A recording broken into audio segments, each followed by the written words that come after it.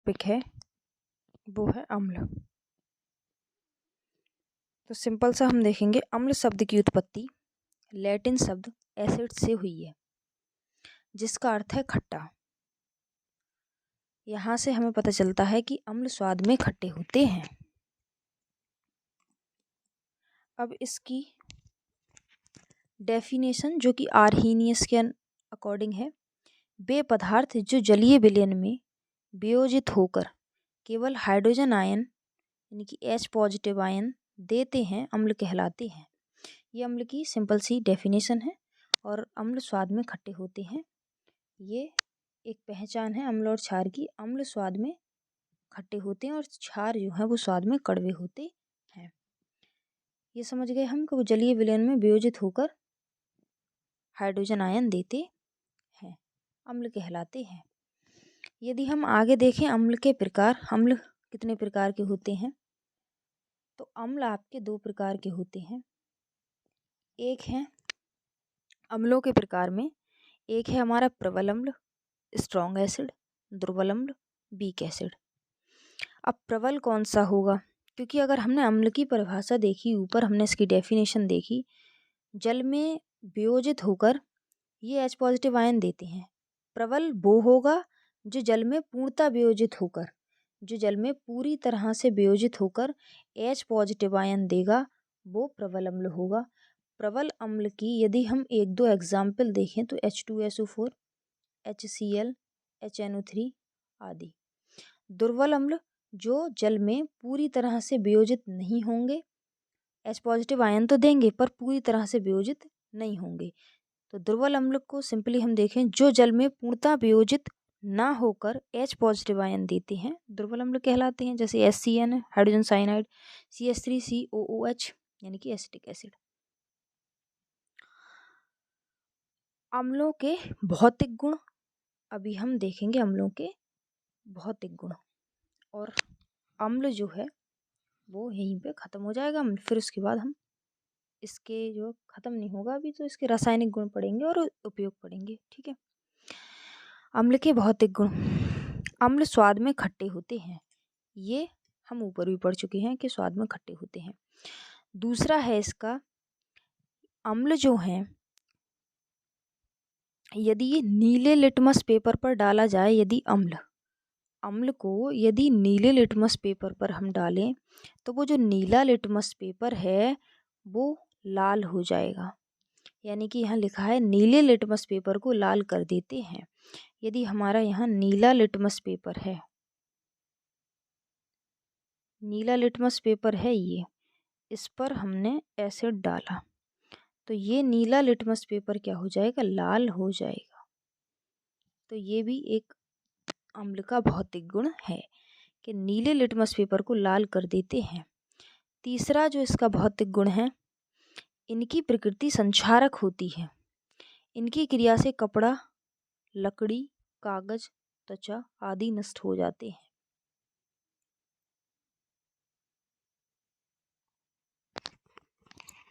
यदि हम अम्लों के रासायनिक गुण देखें तो अम्ल जो है धातु के साथ क्रिया करके क्या बनाएंगे ये देखते हैं। पहला इसका रासायनिक गुण, धातु के साथ क्रिया, अम्ल की धातु के साथ क्रिया। तो अम्ल क्या करते हैं, अम्ल सक्रिय धातुओं के साथ क्रिया करके हाइड्रोजन गैस मुक्त करते हैं। यानी कि अम्ल की अगर क्रिया करा दी जाए धातु से तो वह हाइड्रोजन को मुक्त करते हैं, यानी कि हाइड्रोजन गैस निकलती है। जैसे हमने एक धातु ले ली Fe यानी कि आयरन, इसकी हमने HCl यानी कि हाइड्रोक्लोरिक अम्ल से हमने इसकी क्रिया करा दी।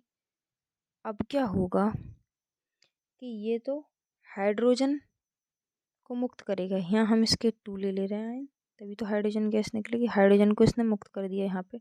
अब क्या बचा, FeCl2। FeCl2 फेरस क्लोराइड है और हाइड्रोजन गैस मुक्त कर दी। इसकी जगह आप एग्जाम्पल बहुत सारे हैं, कोई सा भी ले सकते हो, कोई धातु ले सकते हो, कोई अम्ल लोगे उसके साथ क्रिया कराओगे तो हाइड्रोजन गैस मुक्त होगी।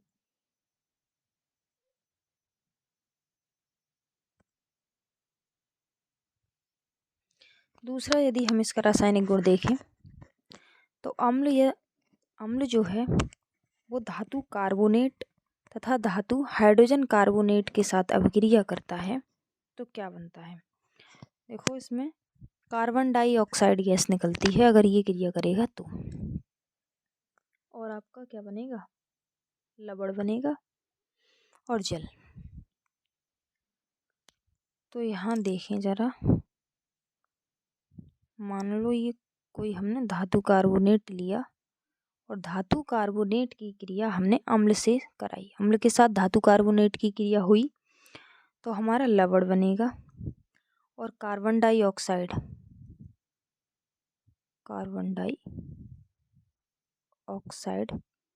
और यहाँ जल, ये धातु कार्बोनेट के साथ है। सेम बिल्कुल यही प्रोसेस धातु हाइड्रोजन कार्बोनेट के साथ होता है, धातु हाइड्रोजन कार्बोनेट।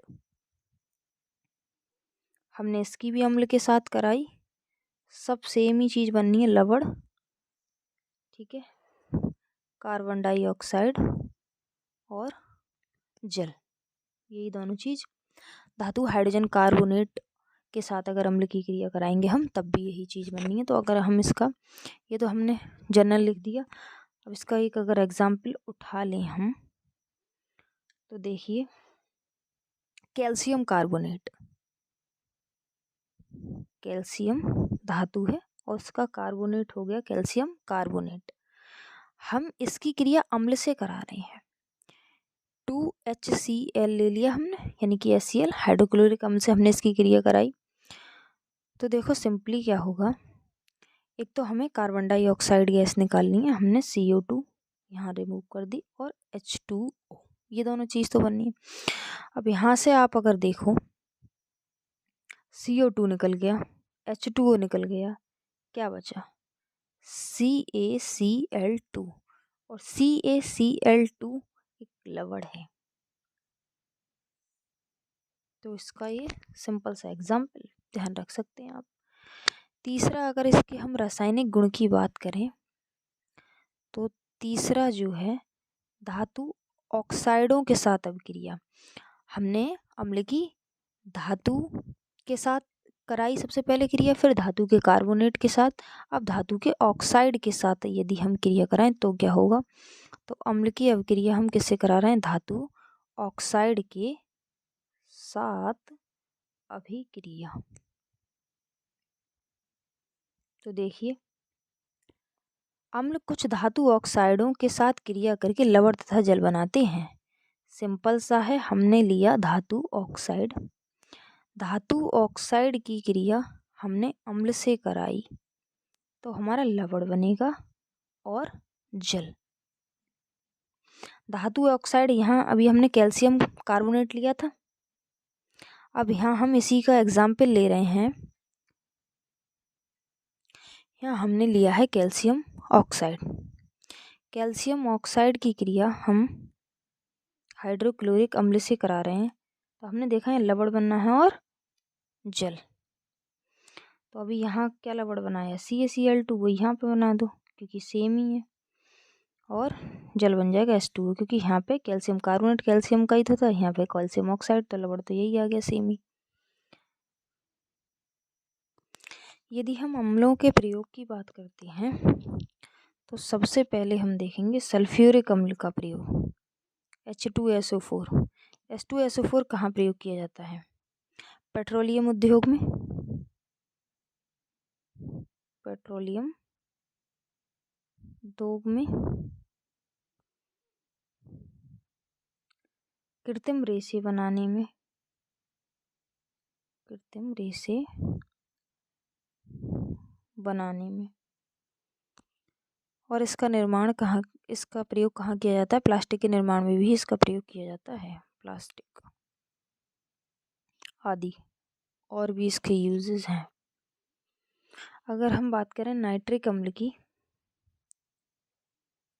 HNO3, इसका कहाँ कहाँ प्रयोग किया जाता है, सोने तथा चांदी के शोधन में, सोने तथा चांदी के शोधन में इसका प्रयोग किया जाता है। औषधि,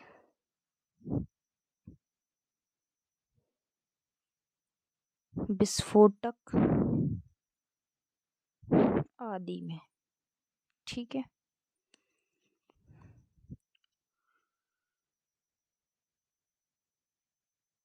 हाइड्रोक्लोरिक अम्ल की यदि हम बात करें HCl, तो HCl का प्रयोग कहाँ कहाँ किया जाएगा?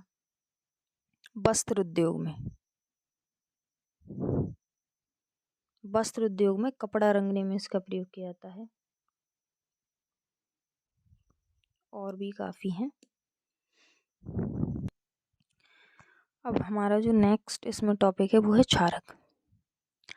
क्षारक की जो मुख्य पहचान है वो यह है कि ये स्वाद में कड़वा होता है। क्षारक जो है हमारा वो स्वाद में कड़वा होता है। लाल लिटमस पेपर पर यदि हम क्षारक को डालते हैं तो वो उसे नीला कर देता है। इसकी परिभाषा सिंपल सी देखेंगे, वे पदार्थ जो जलीय विलयन में वियोजित होकर OH नेगेटिव आयन देते हैं क्षारक कहलाते हैं। हमने अभी थोड़ी देर पहले पढ़ा अम्ल। अम्ल क्या देता है? H पॉजिटिव आयन देता है अम्ल, यानी कि धनायन देता है। अम्ल क्या देता है? धनायन देता है। और ये OH नेगेटिव आयन देता है, यानी कि ऋण आयन देता है। तो ये भी एक इसमें डिफरेंस है। अब इसमें थोड़ा सा कंफ्यूजन रहता है कुछ स्टूडेंट्स को कि क्षारक हमने लिखा और क्षार, तो क्षारक और क्षार जो है सेम नहीं है। क्षारक और क्षार एक ही शब्द नहीं है। क्षारक और क्षार में क्या डिफरेंस है समझें। बेक्षारक, बेक्षारक जो जल में घुलनशील होते हैं, घुलनशील होते हैं, क्षार कहलाते हैं। इन दोनों शब्दों को एक नहीं समझना, हमें गलती नहीं करनी है, क्योंकि क्षारक तो अभी हमने पढ़ा पूरा डिटेल में, क्षारक पढ़ा। अब बेक्षारक जो जल में घुलनशील होंगे, बेक्षारक जो जल में घुल जाएंगे वो क्षार कहलाएंगे। इससे हमें क्या पता चलता है? सभी क्षार क्षारक होते हैं, सभी क्षार क्षारक होते हैं, किंतु सभी क्षारक क्षार नहीं होते, किंतु सभी क्षारक क्षार नहीं होते। ये छोटा सा कंफ्यूजन रहता है, वो हमने क्लियर कर दिया। अब आगे बात आती है कि क्षारकों के प्रकार। क्षारकों के प्रकार। अम्ल की तरह क्षारक भी दो ही प्रकार के होते हैं। जैसे वहाँ हमने पढ़ा था कि प्रबल अम्ल प्रबल, प्रबल अम्ल दुर्बल अम्ल, ऐसे यहाँ पे हमारा क्या है? प्रबल क्षारक और दुर्बल क्षारक। यहाँ हम क्या पढ़ेंगे? प्रबल क्षारक और दूसरा टाइप है इसका दुर्बल क्षारक। अब सिंपल सा देखेंगे हम, बेक्षारक जो जल में पूर्णतः वियोजित होकर OH नेगेटिव आयन देते हैं, यानी कि जो जल में पूरी तरह वियोजित होकर OH नेगेटिव आयन देते हैं वो प्रबल क्षारक कहलाएंगे। और जो जल में पूर्णतः वियोजित ना होकर OH नेगेटिव आयन देते हैं वो हमारे क्या कहलाते हैं? दुर्बल क्षारक। यानी कि इसमें अगर हम देखें, जल में पूर्णतः वियोजित, ये जल में पूर्णतः वियोजित हो जाते हैं तब वो OH नेगेटिव आयन देते हैं। ये जल में पूर्णतः वियोजित नहीं होते, वियोजित नहीं होते। ये इनमें थोड़ा सा डिफरेंस है। वही हमने अम्ल में पढ़ा था।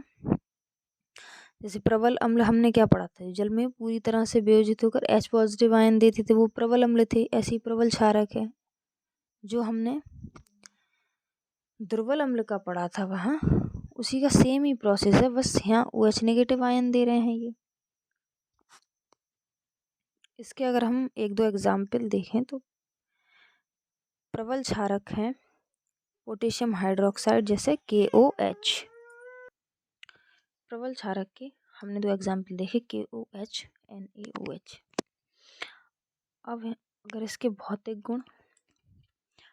गुण ऊपर हमने पढ़ रखे हैं, वैसे देख लेते हैं 2 मिनट। भौतिक गुण, क्षारक के भौतिक गुण। क्षारक के भौतिक गुण कौन कौन से हैं? एक तो यही है कि स्वाद में कड़वे, ठीक है। दूसरा रहता है लाल लिटमस पेपर को काय में कन्वर्ट कर देंगे, नीले, ठीक। तीसरा है स्पर्श करने पर साबुन के समान चिकने होते हैं, साबुन के समान चिकने होते हैं। और क्षारक भी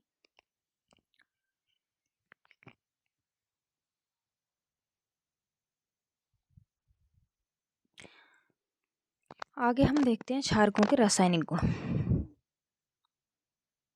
क्षारकों के रासायनिक गुण। क्षारकों के रासायनिक गुण, सबसे पहला गुण हम देखेंगे धातु के साथ क्रिया, यानी कि धातु के साथ क्रिया करके क्षारक क्या बनाएगा। तो धातु के साथ क्रिया, तो धातु के साथ क्रिया करके क्षारक क्या बनाएंगे। ये हमारा क्षारक है, क्षारक की हमने क्रिया कराई सक्रिय धातु से, तो हमारा लवण बनेगा और हाइड्रोजन गैस बनेगी। तो जैसे हमने धातु ले ली जिंक, उसकी क्रिया करा रहे हैं हम क्षारक से, यानी कि NaOH, जो कि हमारा प्रबल क्षारक है। इसके साथ हमने अगर इसकी क्रिया कराई तो हमें पता है हाइड्रोजन गैस बनेगी और लवण, तो क्या रह गया है Na2ZnO, सोडियम जिंकेट बोलते हैं इसको। अब इसका दूसरा रासायनिक गुण देखते हैं। दूसरा रासायनिक गुण है अधात्विक ऑक्साइडों के साथ क्रिया। क्षारक जो हैं वो अधात्विक ऑक्साइड के साथ क्रिया करा के लवण और जल बनाते हैं। जैसे सिंपली हम यहाँ देखें अधात्विक ऑक्साइड, ठीक है, की क्रिया यदि हम क्षारक से कराएं, क्षारक, तो हमारा बनेगा लवण प्लस जल।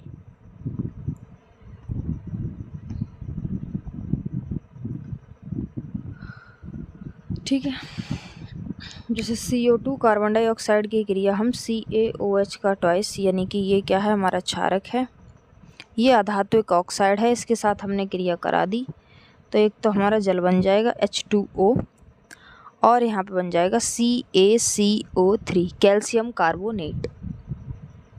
ठीक, अब हम जो अगला टॉपिक पढ़ेंगे इसमें वो है लवण। लवण में कुछ हम इस तरह से पढ़ेंगे कि हमारे एक दो टॉपिक और भी क्लियर हो जाएंगे उसके साथ साथ। देखो हमने क्या लिखा, अम्ल व क्षारक के बीच अभिक्रिया या लवण। हमें पता है कि अम्ल और क्षारक की क्रिया कराते हैं तो लवण बनता है, तो ये लवण भी हो गया हमारा और अम्ल व क्षारक के बीच अभिक्रिया। क्वेश्चन आए अम्ल व क्षारक के बीच अभिक्रिया को समझाइए, बताइए, तब भी हमें लवण ही तो बनाना है। या क्वेश्चन ऐसे पूछ ले कि लवण किसे कहते हैं, कैसे बनता है, तब भी यही आंसर है हमारा। तो हम सिंपली पढ़ेंगे, देखिए अम्ल व क्षारक के बीच अभिक्रिया है, अम्ल क्षारकों या धातु ऑक्साइडों के साथ क्रिया करके उनके प्रभाव को नष्ट कर देते हैं तथा लवण व जल का निर्माण करते हैं। यानी कि अम्ल और क्षारक की क्रिया कराई जाएगी तो अम्ल क्या करेगा, क्षारक के प्रभाव को नष्ट कर देगा और लवण का निर्माण करेगा। यदि हम इसका एग्जाम्पल देखें तो देखिए HCl हाइड्रोक्लोरिक अम्ल है। हमने इसकी क्रिया NaOH यानी कि सोडियम हाइड्रोक्साइड जो कि प्रबल क्षारक है, इसके साथ हमने इसकी क्रिया कराई तो ये क्या बनाएगा, हमारा लवण बनाएगा, यानी कि NaCl का निर्माण होगा यहाँ पर और हमारा जल बनेगा। जल मतलब H2O। ये हमारा हमें मिल गया लवण। अगर वो लवण पूछे तब भी हम यहाँ से यहाँ तक इसको लिख के दिखा देंगे, या वो कहे अम्ल व क्षारक के बीच अभिक्रिया तब भी हम इसको ऐसे ही दिखा देंगे। तो ये चैप्टर अभी पूरा नहीं हुआ है।